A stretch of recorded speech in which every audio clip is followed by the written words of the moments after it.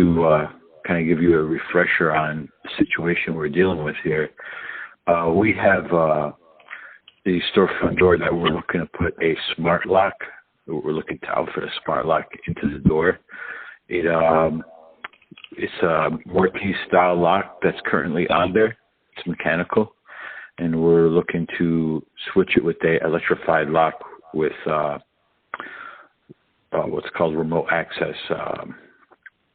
Now, in the email, he had mentioned that there was a particular lock that he was interested in from Adams Rite, the 4300. From the looks of it, it looks to be just what we're looking for. There is at least one or a couple caveats that Yusuf brought to my attention, is that through some of his research on Reddit, there's complaints about this lock failing at extreme temperatures. I'm wondering, do you know anything about that?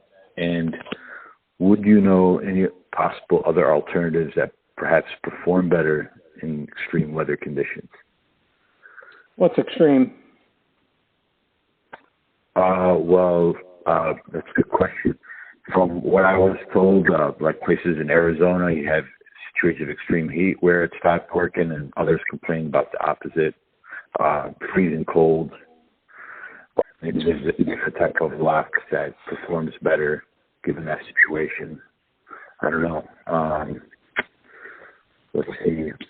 Let me look also at this email here that he had sent to you.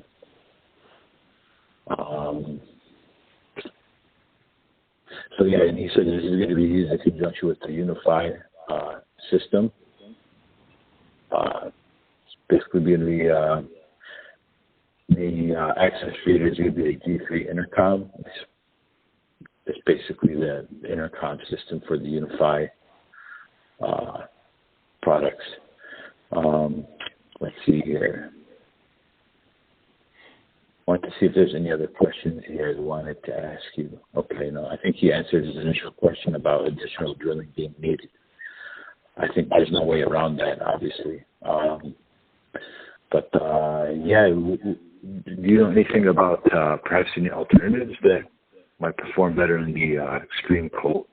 The issue that you've got, if we're going to be, and we ought to be technical about it, you're going to want a lock that is specifically rated for exterior applications.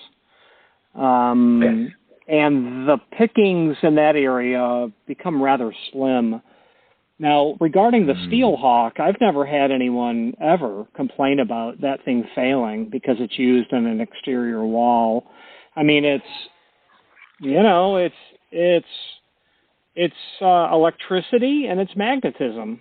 And I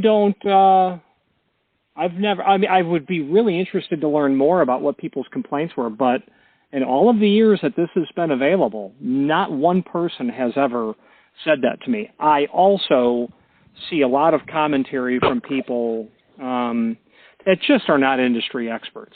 Now, the failure of a Steel Hawk could be the fact that there's a mechanical problem elsewhere, a conductor.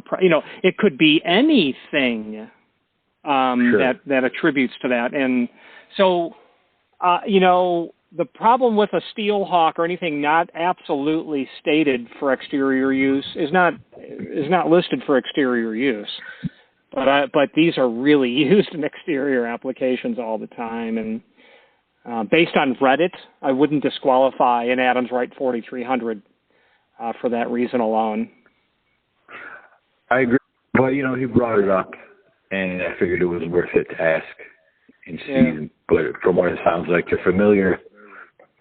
Sounds like you're very familiar with this product, and like you said, you haven't had any cases of failure or anything like that. Now, it wouldn't be a bad idea to contact Adams Rite and say, this is what I've been told, tech support, and say, what is your response on that? Because if anyone is going to hear about this, it'll be them.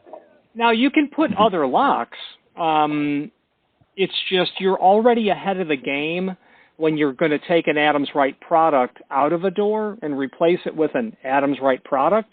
because the prep is going to be probably more conducive to where you want to get to. Now, so is the bottom line providing access control over the open? One way or another, yes, you're going to have a means to get power from the input to the door, yes. And running low voltage through that door is not going to be the end of the world, but you're going to have to take the door off yes. the jam to do so, but it's not a big deal. I can tell you the secret on how that's done. Then low voltage, you need a power transfer. You're going to have to prep the inactive door for the strike because the hook bolt that's there is going to require some cutting in the edge for a strike. You might even need a custom size strike to make that full adoption from the MS 1850 that's there to the 4300 or whatever is put in, maybe an electric deadbolt. USIF did have a cut sheet there, a little snippet on an electric deadbolt. Those I like as well. The problem with those is there is a door position switch in it, that ball that's there. And that margin's got to be reasonably tight between the two doors, so the bolt knows when to fire back out. Otherwise, it has to be told, oh, I'm closed. I can send the bolt back out and secure the opening. So for that reason, I do like latches. Now, what might also make life easier is you go with an electric strike. And there are electric strikes that are rated for exterior applications, meaning if there was a problem because it got wet, you've got some recourse. But you're still replacing the lock body, and you're cutting into both edges of each door to modify this. At the end of the day, it's a very common procedure that you're looking to do. Access control has been around for decades, and if you go to the oldest cities in the United States like New York, access control is literally everywhere, even though you're dealing with a city that it's positively 18th century. Yeah. I'm working with use of it. The only problem is going to be if you guys are going to yank all the hardware and take it with you when you leave. So you'll take your access control your access point, but you're going to most likely have to abandon in place the 4300 and say, yeah, we're moving out to a different place. And you're probably going to have to leave that there because I would think the landlord's concern would be you can't go making my doors Swiss cheese. So that would be my only thing I'd say up front, that you're probably going to donate the lock and the labor to that opening. But it's really nice to be able to fire up your phone. It's true. I'm wondering if in that event that we do have to move and we do leave the lock behind, is it able to be opened mechanically, or is you're stuck with the electrified? No. Total manual, mechanical, old style key and thumb turn override. No problem. The folks wouldn't even really know that it once upon a time was access control. And, I mean... Oh, well, then I think we could live with that. Absolutely. Leaving that behind if need be. Yeah. Because the 4300 is not that expensive. Your labor is going to be more than material, is the bottom line. Okay, well, as far as I'm concerned, I don't know anything about the access control software that USIF has in the email. That's out of my scope. But the 4300 or a load is what we would call an electrified lock, the load. That's only going to be a few hundred, and I mean few hundred. Okay. It's not going to be a reason you wouldn't do the job. The UniFi door access system will certainly well eclipse the cost of a 4300 Steel Hawk. Okay, well, that all sounds reasonable. Okay, so I guess then, let's see here. Well, I'm going to call Adams Rite, and I'm going to tell you, I'll reply in the email with it precisely what they said, because we don't want this coming back and biting us. And they're good over there. They're always good. They always answer. They always give an expert reply to the question. I really like Adams Rite. Sorry, I'm asking you. the part that locks into the door, the physical part, what do you call that again? Well, you would call the part that sticks out of the edge of the lock generally Yes. a latch or a bolt. Latch, okay. Latch is the proper term. Now, I don't know if you recall from his last initial email that had the photos attached. We have the latch that's like rectangular with a kind of almost a rounded edge. Yeah, you have probably a short throw MS Adams Rite style dead bolt. That's called a bolt. Because the inherent difference is if you open that door and it's got a closer on it and you let it go, that door will rest in a secured position. Latches do that. Bolts don't. You have to manually bolt that door for it to be in the secured position. That's why we have latch and bolt. Bolt must be manually relocked or unlocked. Well, relocked. Okay. Okay, interesting. So my last question, which you brought up, is with the use of a 4591 deadlatch paddle, is that something? It sounds like it wouldn't work with the.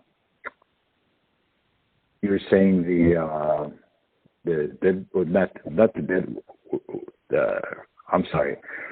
lock that I had just described.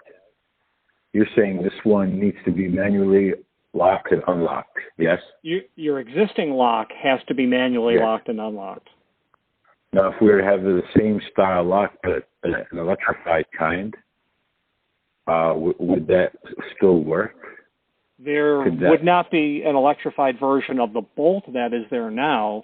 You would go to something like the 4300, and it would become a latch, and you can use that 4591 paddle on that door.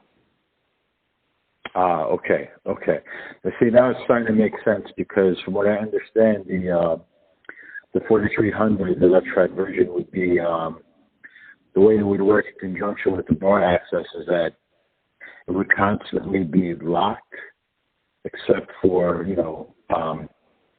when prompted to do so by the system or by, in this case, pushing the dead latch pedal. Correct?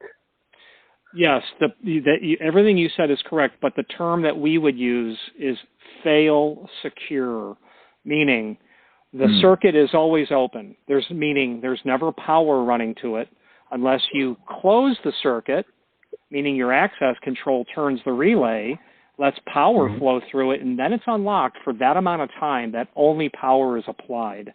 Meaning, in a power outage, which happens, 1,000 miles away, your doors are secured. Nice. Because there's no power. The only problem is power, you can't get in through access control. Okay. Well, that's good to know. That's actually reassuring then. Okay. Well, I think that answers all our questions. Let me just really quick go through the email one more time and make sure that I'm not forgetting anything. Let's see. It looks good. And it looks like this is the product to go with, the 4300. I'm sure you're going to find out for sure after talking to Adams Rite to see if there's any issues. And you said that you will be getting back to us via email with the results of that? I will.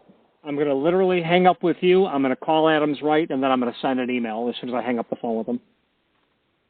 Excellent. May I ask you a question? Sure. I've got a client who wants to add access control to a pair of aluminum storefront, and he has read on Reddit that the Steel Hawk does not perform well in an exterior application, and specifically extreme temperatures, both really, really cold and apparently really, really hot. So I told the client, I says, the best thing I can do is just call tech support and say, you guys hear any of this? Are you hearing any of this? Yeah, for a perimeter door there, if temperatures get below freezing, it will have issues. Heat issues, haven't seen any. We use them quite a few doors here in our Phoenix facility, perimeter doors 4-axis controls never have the heat issue. But yes, sir, if it gets colder than freezing out, those units aren't airtight. So if there's any humidity in the air, it is going to freeze up internally. Yeah, okay. It's just, we've got to address those sorts of questions head on, because a year from now when it all fails and I can't prove that it's rated for an exterior application, well, I should have made a 60-second call. Anyway, awesome. Very good to know. I will review the options, and thanks for taking my call. Yeah, stay safe. Give us a call if anything else comes up. Talk to you next time, sir. Yes, sir. Bye-bye.